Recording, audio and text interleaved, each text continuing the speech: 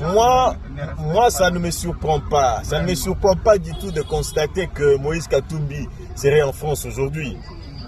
Parce que lorsque les agents de la DEMIAP récupèrent Salomon Escadela, en un leader sérieux, lorsque ton lieutenant, ton bras droit, on le prend tel quel, je ne le laisse pas, je ne l'abandonne pas. J'exige à ce que l'on me prenne avec lui. Mais le fait est pour Moïse Katumbi de prendre son avion et d'aller vers le Katanga, c'était une fuite. Les initiés comprennent qu'il avait pris une fuite en avance. Et aujourd'hui, lorsqu'on perquisitionne à Kinshasa, on va dans le Katanga, on ne le trouve pas. Mais allez-y comprendre que monsieur n'est plus au pays. Et il sait qu'est-ce qui s'est tramé.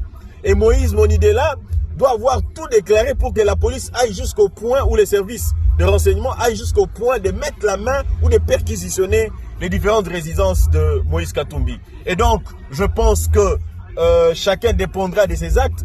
Et nous ne sommes sans oublier que la République démocratique du Congo a des traités d'extradition avec la France. Et nous pensons que la France va coopérer. Sinon, nous, population congolaise, nous allons marcher dans la rue pour exiger à ce que l'ambassade de la France soit fermée. J'ai dit, je pense que la patrie doit passer avant toute chose. La théâtralisation de la politique que l'on voit avec les déclarations qui venaient d'être faites par Francis Kalombo, mais je regrette énormément. Comment est-ce qu'un avocat qui sait que lorsqu'on perquisitionne, les avocats ne sont pas là, même pas les partis, ou même s'ils sont là, ils ne sont pas impliqués dans cet exercice-là, ils sont mis de côté. Comment lui peut dire qu'on n'a rien apporté, on n'a rien trouvé, du moment où il n'est pas dans les secrets de l'exercice ou de l'exécution de la décision du parquet. Nous sommes désolés et nous pensons que les têtes vont tomber. Lesquelles têtes responsables de l'insécurité à l'est de la République et surtout ceux qui ont des comptoirs de coltan